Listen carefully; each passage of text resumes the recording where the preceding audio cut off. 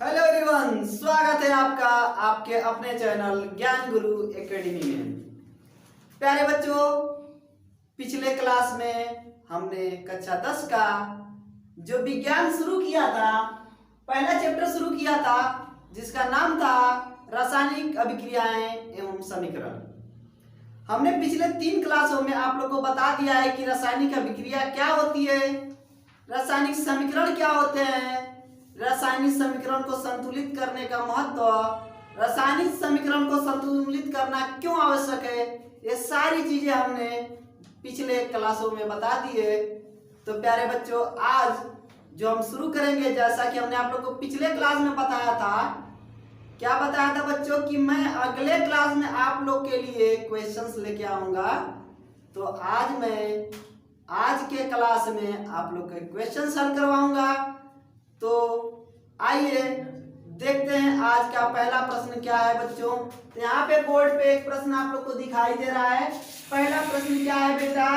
पहला प्रश्न यह है कि रासायनिक समीकरण Fe+H2O और यहाँ पे जब इनका रिएक्शन हुआ तो यहाँ पे ये आपका क्या है बेटा? ये है आप लोग का उत्पाद। जब इनका रिएक्शन हुआ तो इधर हमें मिला क्या, सॉरी, ये आप लोग का अभिकारक है बेटा। क्या है? अभिकारक, क्योंकि अभिक्रिया में भाग लेने वाले को हम क्या कहते हैं? अभिकारक। और उत्पाद जो है वो आप लोग का इधर है। तो प्यारे बच्चों, कह रहा है कि इनको क्या कीजिए? रासायनिक समीकरण को संतुलित कीजिए। इसको क्या करना है? हमें संतुलित करना है। संतुलित कीजिए। तो हमने आप लोग को संतुलित करने के लिए पिछले क्लास में क्या बताया था? अगर आपने मेरा पिछला क्लास नहीं देखा है, जो पिछली क्लास की वीडियोस थी, तो उसे जाके आप लोग प्लेलिस्ट से देख लीजिए, ठीक है?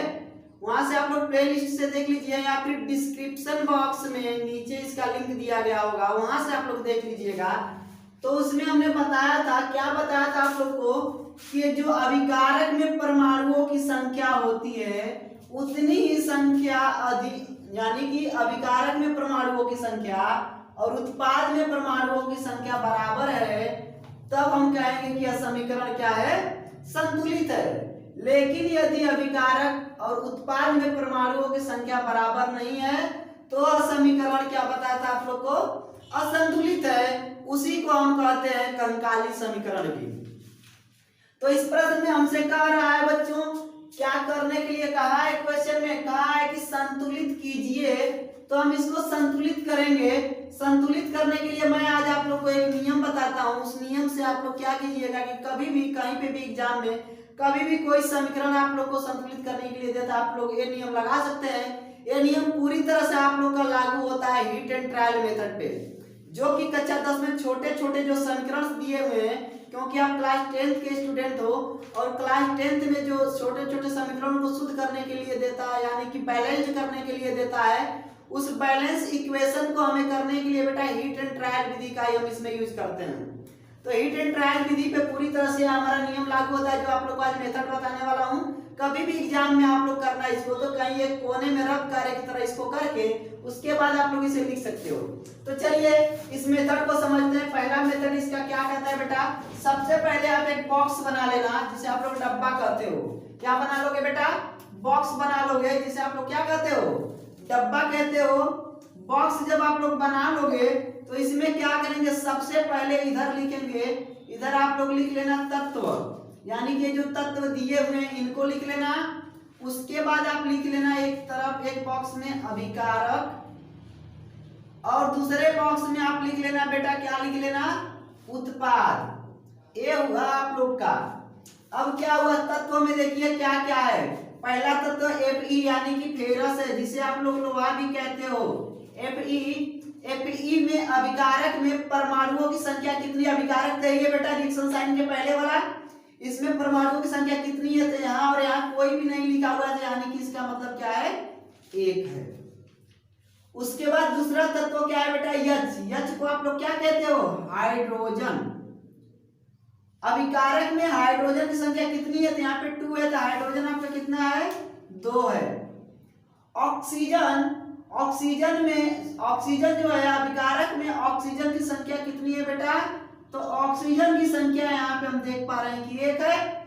उसी तरह से अब हम उत्पाद में देखते हैं। उत्पाद में यहाँ पे पहली चीज क्या दी हुई है? फेरस, यानी कि फेरस, यहाँ पे हमने फेरस लिख ही दिया है आप लोग का उत्पाद में, ठीक है। उत्पाद में देखते हैं जो फेरस है इसमें परमाणुओं की संख्या कितनी है? 3 है। उसके बाद हाइड्रोजन में यहाँ पे देखते हैं कि परमाणुओं की संख्या कितनी है? 2 है। और उसके बाद कौन है बेटा? ऑक्सीजन में परमाणुओं की संख्या यहाँ पे कितनी है? 4 है। चलिए पहले आप लोगों को बताते हैं सबसे पहले हल करते कैसे हैं, ऐसे समीकरणों को बैलेंस कैसे करते हैं। क्या करना होता है कि सबसे पहले इन समीकरणों को हम क्या करेंगे? उतार लेंगे। इस तरह से आप इसे लिखेंगे Fe plus H2O sign of reaction Fe3O4 Fe3O4 plus H2। इनको क्या करते हैं बेटा? जो भी तत्व होते हैं इनको हम तत्व और यौगिक को एक डब्बे में बॉक्स में रख लेते हैं। इनको इस तरह से हम एक बॉक्स में रख लेंगे। जब आप इसे एक बॉक्स में रख लोगे तो अब आप इसके अंदर कोई भी परमाणुओं को चेंज नहीं कर सकते हो, ठीक है। जब आप इसे बॉक्स में रख लेंगे तो हीट एंड ट्रायल मेथड यह कहता है कि आपने जब इसको बॉक्स में रख लिया तो आप इसके अंदर किसी भी परमाणु को चेंज नहीं कर सकते। तो फिर हम क्या करते हैं? समीकरण को संतुलित करते समय सबसे पहले उस तत्व को संतुलित किया जाता है जिसका परमाणु ज्यादा हो। इसमें देखिए ऑक्सीजन का परमाणु सबसे ज्यादा उत्पाद में है, तो इसमें इसका परमाणु हम अभिकारक में बराबर करेंगे।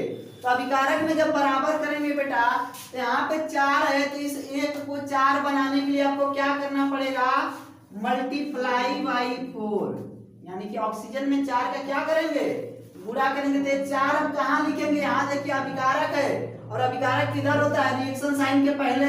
रिएक्शन साइन के पहले 4 किसमें जा रहा है? ऑक्सीजन में। तो ऑक्सीजन आपका क्या है बेटा? ए है। तो अभी तो बताया हूँ बॉक्स के अंदर नहीं लिख सकते। क्या कर सकते हैं? बॉक्स के अंदर नहीं लिख सकते, तो क्या करना पड़ेगा? हमें बॉक्स के पहले रखना पड़ेगा यहाँ पे, ठीक है। तो यहाँ पे हम क्या करेंगे बच्चों? बॉक्स के पहले 4 रख देंगे। जब आपने इसको लिख लिया बॉक्स के पहले तो क्या करना है? अब एक बार फिर मिलाइए कि परमाणु की संख्या क्या हुई। ऑक्सीजन आपके यहाँ 4 हो गया, लेकिन हाइड्रोजन यहाँ 2 था और ये 4 ये भी आया, तो 4 दूना के 8। अभिकारक में हाइड्रोजन की संख्या हमारी बदल गई। कितनी हो गई बेटा? अभिकारक में हाइड्रोजन की संख्या आपकी हो गई 8, 2 चौको 8। अब देखिए ए अब संतुलित हो गया। अब इसको संतुलित करने के लिए क्या करना पड़ेगा? इधर आपका 8 है, यानी कि इधर क्या है? 2 है, तो इस 2 को 8 बनाने के लिए क्या करना पड़ेगा? Multiply by 4। ये आप लोग खुद कर सकते हो, ये मत सोचना कि सर इस तरह से कैसे आप रख दे रहे हैं। बेटा जिस संख्या की आवश्यकता होगी आप उसको रख के कर लेंगे। ये नहीं है कि हम यहाँ 8 रख रहे हैं, 4 रख रहे हैं तो आप भी ऐसे ही रखोगे। जैसा समीकरण होगा, जैसी आवश्यकता होगी वैसा ही आप करोगे। तो यहाँ पे हमने क्या किया? 4 का गुणा किया। किसमें किया बेटा? उत्पाद में। उत्पाद में किसमें किया है? हाइड्रोजन में। हाइड्रोजन उत्पाद में कहाँ है? ए है। यहाँ पे 4 कहाँ लिखेंगे? बॉक्स के अंदर तो लिख नहीं सकते, तो कहाँ लिखेंगे बेटा? बॉक्स के बाहर। बॉक्स के बाहर आपने 4 लिख दिया, तो यहाँ पे देखिए H2 और यहाँ पे 4 कितने हो गए? 4 गुना के 8। यहाँ पे भी क्या हो गए? अब ये दो हाइड्रोजन और ऑक्सीजन क्या हो चुके हैं? हमारे संतुलित हो चुके हैं। फेरस बचता है।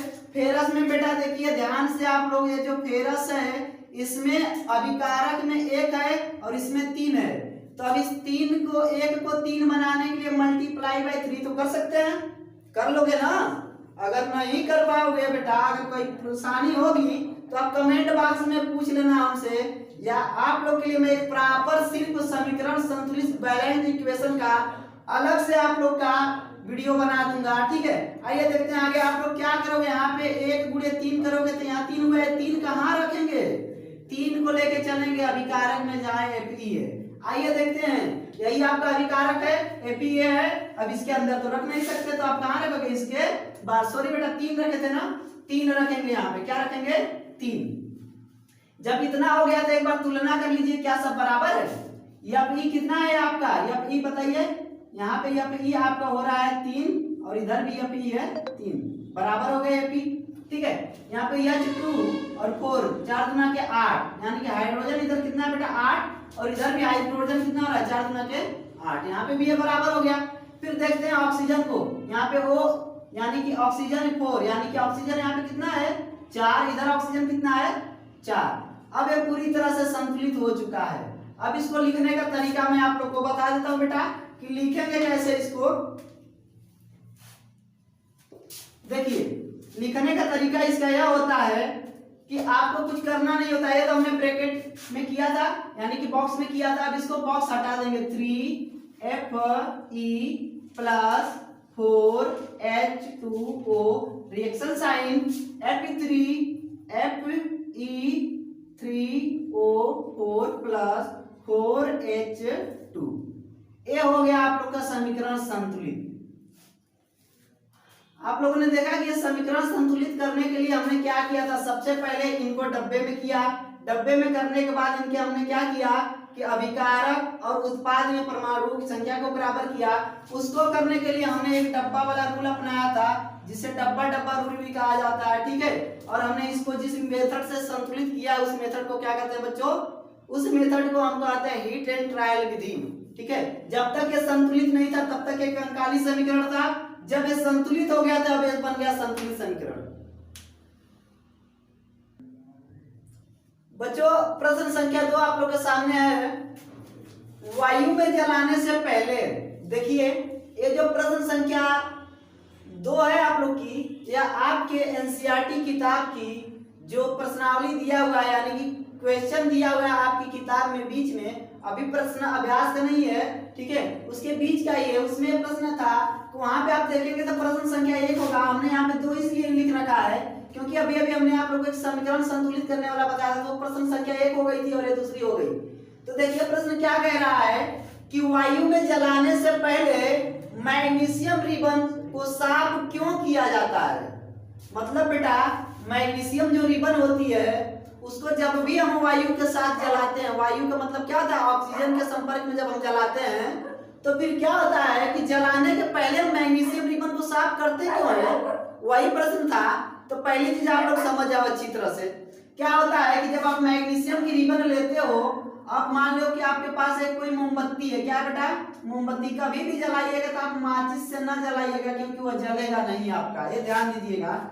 या तो आप उसको मोमबत्ती से जला सकते हो या फिर किसी यहाँ पे आप क्या करोगे, मोमबत्ती है इसकी ये क्या है फ्लेम है, जब आप इसको इस पे रखोगे तो जलाने के पहले यहाँ पे ध्यान से देखिए, ये आपकी क्या है, ये आपकी मैग्नीशियम रिबन है। इसे आप किसी किससे पकड़ोगे, पकड़ से पकड़ोगे, कोई आपका क्या होगा पकड़ने वाला, ठीक है। जब आप उसको पकड़ोगे उसको और यहाँ पे क्या करोगे, हीट करोगे जलाने के लिए, तो यह तुरंत जलता नहीं है।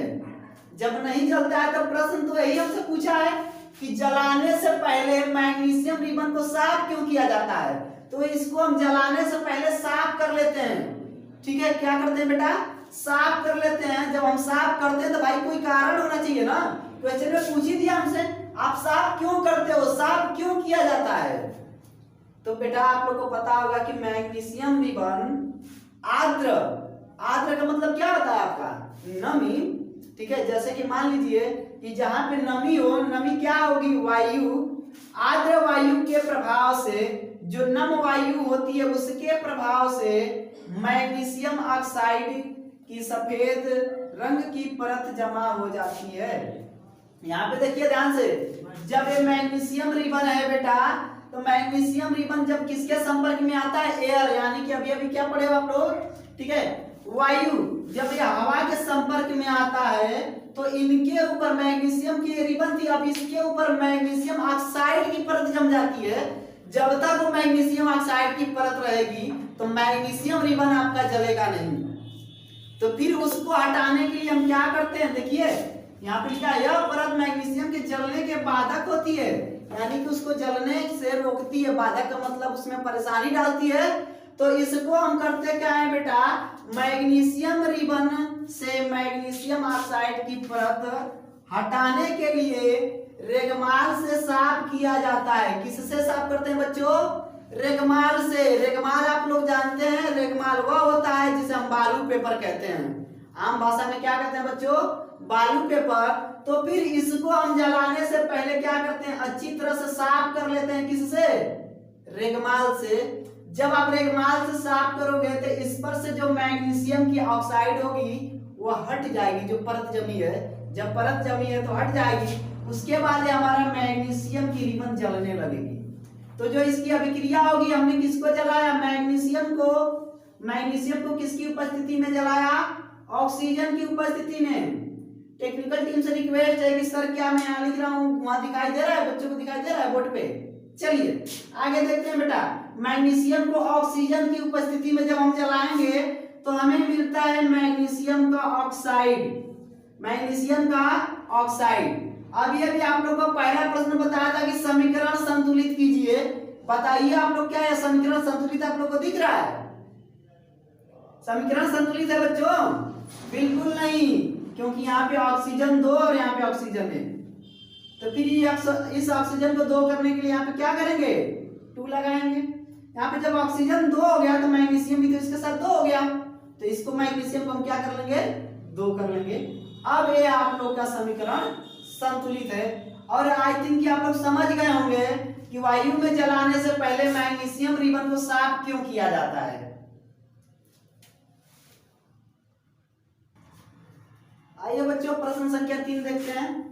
प्रश्न संख्या 3 आप लोग की क्या है कि निम्नलिखित रासायनिक अभिक्रियाओं के लिए संतुलित समीकरण लिखिए। अब यहाँ पे आप लोग बताइए, हमने आप लोग को पहले लेक्चर, दूसरे लेक्चर और तीसरे लेक्चर में क्या बताया था कि जब इस तरह से शब्द में आ जाए कोई अभिक्रिया तो उसे हम क्या कहते हैं, शब्द समीकरण। तो यहाँ पे शब्द समीकरण है, सबसे पहले हम इनको क्या करेंगे, सूत्र समीकरण में लिख के तब इन्हें हम संतुलित कर लेंगे। ठीक है, तो आइए हम इनको पहले सूत्र समीकरण में लिखते हैं। तो हाइड्रोजन को हम क्या लिख सकते हैं बेटा, H2 प्लस Cl2। जब हम इनको ये लिखेंगे तो हमें क्या मिल रहा है, हाइड्रोजन का क्लोराइड। क्या मिल रहा है बच्चों, हाइड्रोजन का क्लोराइड। तो हाइड्रोजन क्लोराइड हम ऐसे ही तो लिखते हैं HCl, वो हाइड्रोजन क्लोराइड। तो फिर एक चीज तो और कहा है इसमें हमारे क्वेश्चन में, कहा क्वेश्चन में है कि संतुलित समीकरण लिखिए, यानी कि समीकरण को हमें संतुलित भी तो करना है। तो आप क्या करोगे, हाइड्रोजन 2, हाइड्रोजन एक ही है, क्लोरीन 2, क्लोरीन भी एक ही है। तो दोनों को अगर हम यहाँ पे 2 कर दें तो यहाँ पे 2 हाइड्रोजन भी 2 क्लोरीन भी, और यहाँ पे भी क्या हो जाए बराबर। यानी कि आपके पहले प्रश्न का आंसर ये हो गया कंप्लीट। दूसरा प्रश्न क्या कह रहा है, बेरियम क्लोराइड। बेरियम क्लोराइड को आप क्या लिखते हो बेटा, BaCl2 plus aluminium sulphate. Aluminium sulphate को आप लोग क्या लिखते हो, Al2SO4 का होल थ्राइस। ये हमेशा ध्यान दीजिएगा आप लोग, जब ब्रैकेट के बाहर यहाँ 2 हो तो उसे ट्वाइस पढ़िएगा, और 3 हो तो क्या पढ़िएगा, थ्राइस पढ़िएगा। ठीक है, तो इसके बाद हमें मिलता क्या है, बेरियम का सल्फेट। क्या मिलेगा बच्चों, बेरियम सल्फेट मिलेगा प्लस एल्यूमिनियम क्लोराइड मिलेगा। बेरियम सल्फेट कैसे लिखते हो आप लोग, BaSO4 plus aluminium chloride. Aluminium chloride आप लोग कैसे लिखते हो, AlCl3। इनको हम क्या करेंगे, संतुलित कर लेंगे बच्चों। संतुलित करने के लिए हम क्या करेंगे, मिला लेंगे कि कहाँ पे क्या तत्व है। ठीक है, तो यहाँ पे जब आप संतुलित करोगे तो Ba कितना है, एक, यहाँ पे भी Ba1 है, ये तो संतुलित है, Cl2 और यहाँ पे Cl3। ठीक है, उसके बाद अगर यहाँ पे हम ध्यान से देखें Al2 और यहाँ पे Al कितना है, 1। तो इनको हम संतुलित कर लेंगे बच्चों, यहाँ पे कर लेंगे 3 हो गया हमारा, 3BaCl2 प्लस Al2SO4 का होल थ्राइस। यहाँ पे देख लीजिए BaSO4 है, यहाँ पे B कितना है, 3 है, तो यहाँ पे भी हम कर देंगे 3। उसके बाद क्या कर सकते हैं, यहाँ पे 2 लगा दीजिए। उसके बाद आपका समीकरण क्या हो गया, संतुलित। आप लोग खुद करके देखना। ठीक है, आप लोग इसको क्या करो, खुद किया करो, ताकि आप लोग को भी समीकरण संतुलित करना अच्छी तरह से आएगा। क्योंकि 2021 का जो आपका बोर्ड एग्जाम होने वाला है उसके लिए मोस्ट इंपोर्टेंट है आपके लिए बेटा। ठीक है, क्योंकि समीकरण संतुलित यानी कि पहले चैप्टर से एक क्वेश्चन जरूर आता है आप लोग का। आइए देखते हैं प्रश्न संख्या 3 क्या कह रहा है। सोडियम प्लस जल, सोडियम को तो आप लोग ऐसे ही लिखते हो ना, यानी प्लस जल को क्या लिखते हो, H2O। सोडियम प्लस जल, sodium hydroxide plus hydrogen. Sodium hydroxide कैसे लिखते हो बेटा, NaOH प्लस हाइड्रोजन को आप क्या लिखते हो, हाइड्रोजन गैस H2। संतुलित कर लीजिए, यहाँ पे Na1 है, कोई बात नहीं 1, इधर भी 1, H2 यहाँ, लेकिन यह सिर्फ एक ही है, तो इनको 2 बनाने के लिए हमने यहाँ पे क्या कर दिया, 2 लगा दिया। जैसे ही 2 लगाया तो Na हमारा कितना हो गया, 2 हो गया। इधर Na1 है तो यहाँ पे भी हमने 2 कर लिया। अब H2 कितना है, H2 यहाँ तक बराबर है, लेकिन वो देखिए वो 1 है और यहाँ पे वो कितना है, 2 है। तो यहाँ पे अब क्या कर लोगे बेटा, इनको संतुलित करने के लिए आपको क्या करना पड़ेगा, अच्छा संतुलित हो तो गया यहाँ पे, ठीक है, आपका ये समीकरण क्या हो गया, संतुलित है, ठीक है, Na, लेकिन संतुलित हुआ क्या अब ये, यहाँ पे आप 2 रख लो, अब संतुलित हो जाएगा। कितना हो गया यहाँ पे 2H2, यानी कि H आपका 4 हो गया, यहाँ पे H2, यहाँ पे ध्यान से देखिए 2 और 2 4। अब ये आपका समीकरण संतुलित है पूरी तरह से। प्यारे बच्चों, इस तरह से हमने क्या किया, आज ये 3 प्रश्न कंप्लीट कर लिया है। अब हम अगले अध्याय में पढ़ेंगे कि जो रासायनिक अभिक्रियाएं होती हैं वो कितने प्रकार की होती हैं, संयोजन अभिक्रिया, वियोजन अभिक्रिया, विस्थापन अभिक्रिया, द्विविस्थापन अभिक्रिया, संक्षारण और विकृत गंधिका, जो कि आपके इस चैप्टर में बचा हुआ है। उन्हीं सारी चीजों को हम कवर करेंगे। तो अगले लेक्चर में हम आप लोग को सारी चीजें पढ़ाएंगे। आप लोग को क्या करना है कि रेगुलर बेसिस पे अपना क्लास कर, बिल्कुल जो क्या बोलते हैं, रोज आप जैसे करते हो वैसे ही रेगुलर अपना क्लास लेते रहो। अगर आप पहली बार हमारे चैनल को विजिट कर रहे हैं, पहली बार देख रहे हैं, तो प्लीज सब्सक्राइब कर लीजिए ताकि आने वाली हमारी वीडियो का सबसे पहले नोटिफिकेशन आप तक पहुंचे। और अपने दोस्तों में ज्यादा से ज्यादा शेयर कीजिए ताकि आने वाली जो हमारी वीडियोज हैं वो हमारी हर तरफ फैले। जो बच्चे हमारे मतलब तैयारी कर रहे हैं 2020 के लिए, उनका क्या हो बेटा, उनको ज्यादा से ज्यादा इसका फायदा मिल सके। चलिए आज के क्लास में इतना ही, धन्यवाद।